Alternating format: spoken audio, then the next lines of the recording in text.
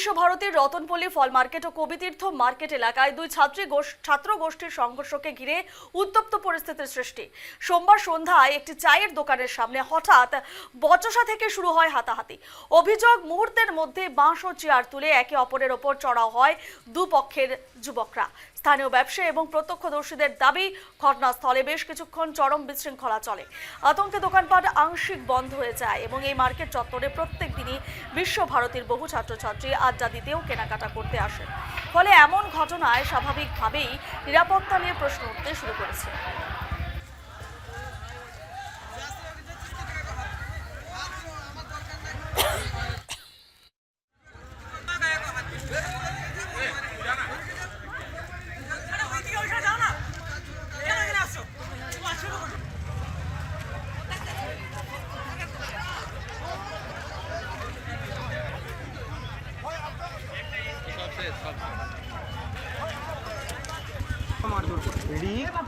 Rock আর সুজেল আছে, বাবু বলে একটা ছেলে আছে, ওরা মারধর করেছে।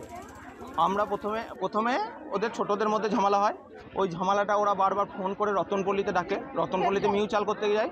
প্রথমে একটা ছেলে মায়ের নামে গালাগালি দিয়ে আমার এইখানে মারে, এগুলোতে মারে, ফাটিয়ে দিয়েছে সব মেরে।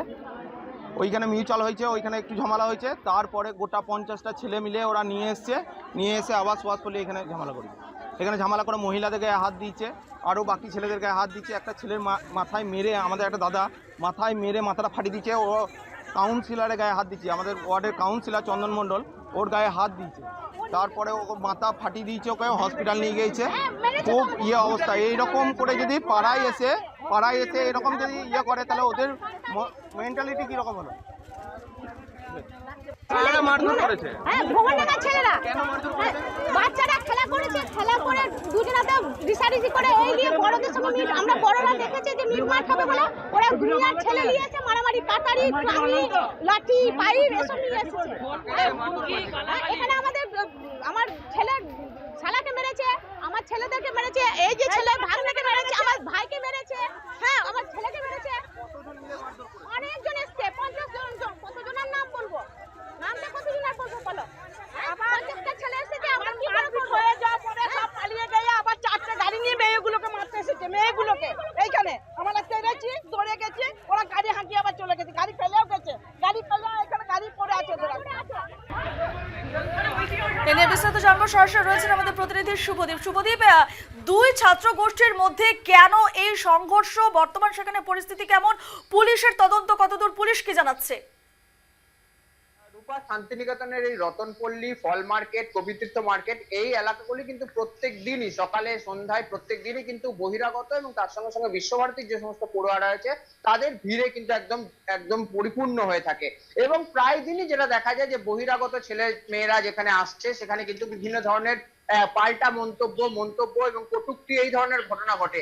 এবং যেটা জানতে পারা যাচ্ছে যে এই ঘটনার সূত্রপাত গত পরশুদিন বোলপুরেরই একদম ভুবনডাঙ্গা এবং তার সঙ্গে সঙ্গে সুভাষপল্লী, এই শান্তিনিকেতনের বিশ্বভারতী ক্যাম্পাস সংলগ্ন দুটি এলাকা, সেই দুটি এলাকা যে সমস্ত পড়ুয়ারা রয়েছেন এবং তার সঙ্গে সঙ্গে বহিরাগত কিছু ছেলে মেয়ে রয়েছে, তাদের মধ্যে কিন্তু বিভিন্ন বিষয় নিয়ে কটূক্তি হয়, কথা কাটাকাটি হয় এবং বচসাও হয়। এবং সেই বিষয়ে মীমাংসা করতে কিন্তু গতকালকে সন্ধ্যার সময় ওই ফল মার্কেট এলাকাতে ডেকে পাঠানো হয়েছিল দুই পক্ষকে। এবং তারপরে এই বচসা এবং মীমাংসা করার সময় কিন্তু দুই পক্ষের মধ্যে উত্তেজনা বেড়ে যায় এবং একে অপরকে তারা বাঁশ, লাঠি এবং যে দোকানের সামনে ঘটনা ঘটেছে সেই দোকানে যে সমস্ত চেয়ার টেবিল রয়েছে তা ছুঁড়ে একে অপরকে মারতে শুরু করে, এমনটা কিন্তু সেই ভিডিওতে দেখা যাচ্ছে। এবং স্বাভাবিকভাবে এই ধরনের ঘটনা শান্তিনিকেতনে একদম বিশ্বভারতীর বুকে, সেই ঘটনা স্বাভাবিকভাবে এলাকার নিরাপত্তা, বিশ্বভারতীর পড়ুয়াদের নিরাপত্তা, সেটা নিয়ে প্রশ্ন উঠেছে। এবং যেটা অভিযোগ যে ভুবনডাঙ্গার কিছু ছেলে মেয়ে তারা কিন্তু প্রত্যেক দিনই এসে পৌঁছয় এবং তারপরে বিশ্বভারতীর যে পড়ুয়ারা রয়েছে তার সঙ্গে সঙ্গে পার্শ্ববর্তী যে সুভাষপল্লীর যে সমস্ত ছেলেমেয়েরা রয়েছে তারা একে অপরের মধ্যে কিন্তু বিভিন্ন বিষয় নিয়ে বিভিন্ন সময় অশান্তিতে জড়িয়ে পড়ে। এবং তারই যে একটা বলা যেতে পারে রুদ্র রূপ, সেটা কিন্তু কালকে প্রকাশ পেল। এবং তার পরবর্তীতে সেই ঘটনাকে কেন্দ্র করে কিন্তু এলাকায় চরম উত্তেজনার পরিস্থিতি সৃষ্টি হয়। আরো বড় ধরনের যাতে ঘটনা না ঘটে সে কারণে কিন্তু দোকানপাট আংশিক বন্ধ হয়ে যায় এবং তারপরে খবর পাঠানো হয় শান্তিনিকেতন থানার পুলিশকে। শান্তিনিকেতন থানার পুলিশ এসে পরিস্থিতি পরবর্তীতে নিয়ন্ত্রণ করে। ইতিমধ্যে এখনো পর্যন্ত জানতে পারা যাচ্ছে যে সুভাষপল্লী এলাকার যে বাসিন্দারা তাদের কিন্তু মূলত অভিযোগ যে ভুবনডাঙ্গার যে সমস্ত ছেলেরা রয়েছে তারা এসে বিভিন্ন সময় ওই এলাকার যে মহিলারা রয়েছে তাদেরকে কটূক্তি করে, তাদের বিরুদ্ধে বিভিন্ন ধরনের কথা বলেছে। পাল্টা কিন্তু ভুবনডাঙ্গার যে সমস্ত ছেলেমেয়েরা রয়েছে তাদের যেটা অভিযোগ যে সুভাষপল্লীর যে সমস্ত যাদের উপর অভিযোগ রয়েছে তারা আগে থেকে মারধরের ঘটনা ঘটায় এবং বিভিন্ন কারণে কিন্তু নানাভাবে উত্তপ্ত করতে থাকে। স্বাভাবিকভাবে দুই পক্ষ এবং দুই পক্ষের পড়ুয়াদের মধ্যে কিন্তু একটা বাকবিতণ্ডা এবং নিজেদেরকে একে অপরকে উত্তপ্ত করা, সেই নিয়ে কিন্তু এই ঘটনা।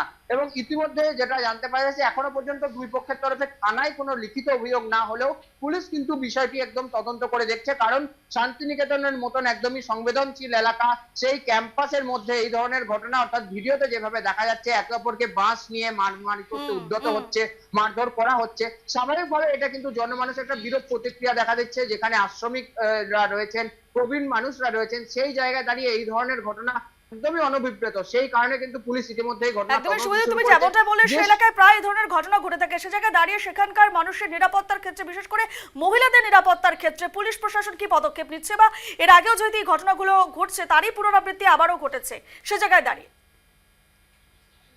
যেমনটা বলে যে মহিলাদের বিশেষ করে নিরাপত্তার যে খামতি সেটা কিন্তু স্পষ্ট হচ্ছে এবং পুলিশি যে নিষ্ক্রিয়তা বা পুলিশের সক্রিয়তা ঠিক মতন নেই, নজরদারির অভাব রয়েছে, সেটাও কিন্তু সামনে আসছে এই ধরনের ঘটনার পর থেকে।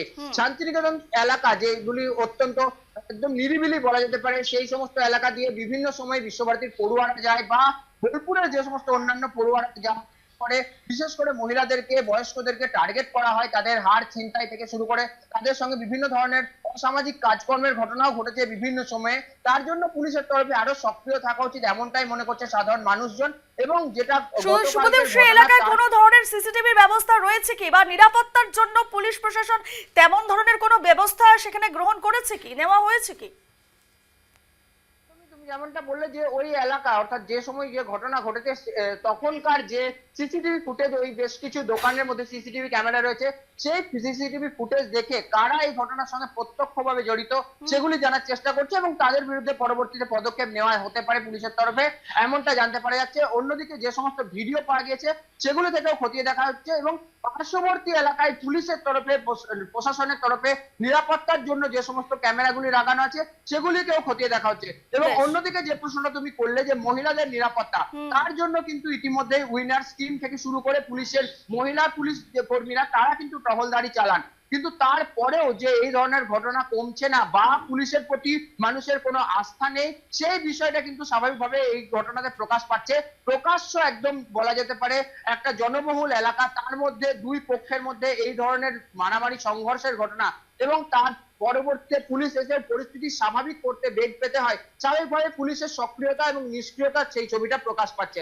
আগামীতে এই পরিস্থিতি কতটা স্বাভাবিক হয় সেই দিকে কিন্তু তাকিয়ে রয়েছে। একদমই শুভদীপ, অর্থাৎ পুরো বিষয়টি যেটা সামনে এলো এবং যে ছবিগুলো সামনে এলো সে জায়গায় একটা কথা পরিষ্কার যে সেখানে নিষ্ক্রিয় পুলিশের ভূমিকা, অর্থাৎ পুলিশের ভূমিকা নিয়ে একাধিক প্রশ্ন চিহ্ন রয়েছে। সেখানে মহিলারা যে কতটা নিরাপত্তাহীনতায় ভুগছে তারও একটি জ্বলন্ত ছবি আমরা এই মুহূর্তে দেখতে পাচ্ছি এবং সেখানকার মানুষের নিরাপত্তার জন্য আগামী সময়ে পুলিশ প্রশাসন ঠিক কি কি ব্যবস্থা নেয় এবং পুরো ঘটনার তদন্ত ঠিক কোন দিকে এগোয় সেদিকে আমাদের নজর থাকবে। ধন্যবাদ শুভদীপ।